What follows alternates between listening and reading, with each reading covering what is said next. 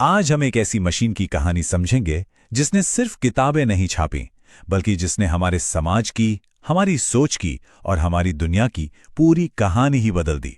ये है printing press के आविष्कार की कहानी। जरा एक पल के लिए सोचकर देखिए, एक ऐसी दुनिया जहां कोई छपा हुआ शब्द है ही नहीं, न कोई किताब, न अखबार, न ही सड़कों पर कोई साइन बोर्ड। सारी जानकारी या तो हाथ से लिखी जाती है, जिसमें महीनों या साल लग जाते हैं, या फिर बस जुबानी एक इंसान से दूसरे इंसान तक पहुंचती है। तो फिर ऐसी दुनिया में नए आइडियाज कैसे फैलेंगे? ज्ञान एक शहर से दूसरे शहर तक कैसे पहुंचेगा? यही वो सवाल है जो हमें इस टेक्नोलॉजी की असली ताकत बताता है, जिसे आज हम शायद बहुत मामूली समझते हैं।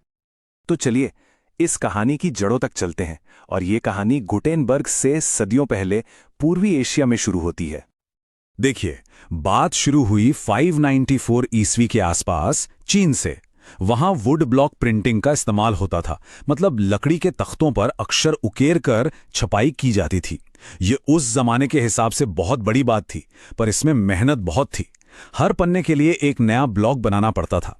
फिर यह तकनीक बौद्ध प्रचारकों के साथ जापान पहुंची, और कोरिया ने तो 14वीं सदी में एक जबरदस्त छलांग लगाई जब उन्होंने मूवेबल मेटल टाइप यानी धातु के अलग अलग अक्षरों का आविष्कार किया।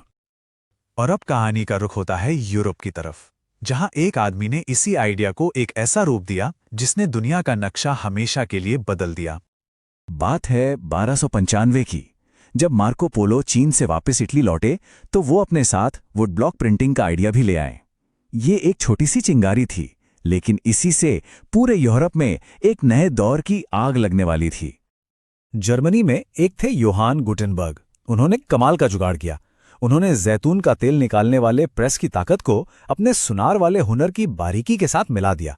उन्होंने धातु के ऐसे परफेक्ट अक्षर बनाए जिन्हें बार बार इस्तेमाल किया जा सकता था, और 1448 तक एक ऐसी मशीन बना डाली जो बहुत तेजी से और बहुत बड़े पैमाने पर छपाई कर सकती थी।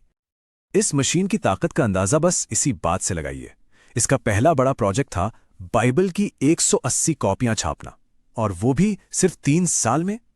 ये सुनने में शायद कम लगे, लेकिन उस जमाने में एक इंसान को हाथ से एक बाइबल लिखने में कई साल लग जाते थे। गुटेनबर्ग ने 3 साल में 180 बना दी। ये रफ्तार पहले सोची भी नहीं जा सकती थी। तो अब जरा देखते हैं कि इस आविष्कार का फौरन और कितना जबरदस्त असर हुआ, जिसने देखते ही देखते यूरोपीय समाज का पूरा चेहरा ही बदल दिया। ये जो नंबर दिख रहे हैं ना, ये सिर्फ आंकड़े नहीं हैं। ये समझिए कि ज्ञान का एक महाविस्फोट था। 100 साल के अंदर अंदर यूरोप में छपने वाली किताबों की संख्या 10 गुना बढ़ गई। इसका सीधा मतलब था कि ज्ञान अब कुछ मठों और महलों की दीवारों में कैद नहीं था, वो निकलकर आम इंसान के हाथों में आ रहा था। इस एक क्रांति ने समाज को सुनने वालों से पढ़ने वालों की दुनिया में बदल दिया। पहले ज्ञान कुछ गिने चुने विद्वानों और अमीरों की मिल्कियत हुआ करती थी, लेकिन अब सस्ती किताबों ने जानकारी को हर किसी के लिए आसान बना दिया, और इसी से एक बिल्कुल नए रीडिंग पब्लिक यानी पाठक वर्ग का जन्म हुआ। और जब आम इंसान पढ़ना शुरू करता है तो वो सवाल भी पूछना शुरू करता है, सदियों से चली आ रही मान्यताओं पर, नियमों पर और सत्ता पर सवाल।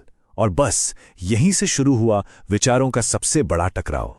धर्म सुधारक मार्टिन लूथर ने इस मशीन की ताकत को तुरंत पहचान लिया। उन्होंने इसे ईश्वर का सबसे बड़ा तोहफा कहा, क्योंकि 1517 में उन्होंने इसी प्रेस का इस्तेमाल करके चर्च की कुरीतियों पर सवाल उठाए और अपने विचार देखते ही देखते पूरे जर्मनी में फैला दिए।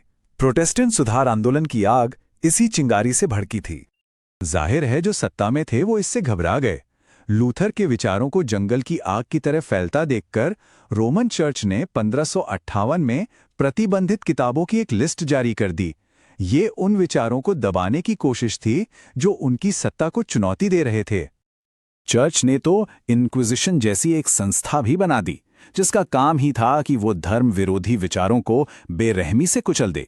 इटली के एक आम किसान मिनोकियो की कहानी इसका एक दुखद उदाहरण है। उसने बस कुछ किताबें पढ़कर बाइबल का एक नया मतलब निकाला था, और इस अपराध के लिए उसे मौत की सजा दे दी गई। लेकिन विचारों को भला कौन कैद कर सकता है? प्रिंट की यही ताकत एनलाइटनमेंट यानी ज्ञानोदय की वजह बनी। वॉल्टेयर और रूसो जैसे महान विचारकों के तर्क और विवेक पर आधारित आइडियाज पूरे यूरोप में फैले, और इसी ने आगे चलकर फ्रांसीसी क्रांति जैसी बड़ी घटनाओं की जमीन तैयार की। अब ये लहर हजारों मील का सफर तय करके भारत के तटों पर पहुंचती है। यहां औपनिवेशिक शासन के दौर में प्रिंट ने एक बिल्कुल अलग लेकिन उतनी ही शक्तिशाली भूमिका निभाई। भारत में आकर प्रिंट सिर्फ एक मशीन नहीं रहा, वो सामाजिक क्रांति का एक इंजन बन गया।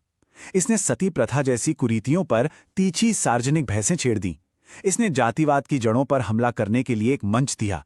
इसने महिलाओं और दबे कुचले समुदायों को अपनी आवाज दी, और सबसे बढ़कर इसने उपनिवेशवाद के खिलाफ आजादी की आग को हवा दी। इसकी एक शानदार मिसाल है राशसुंदरी देवी।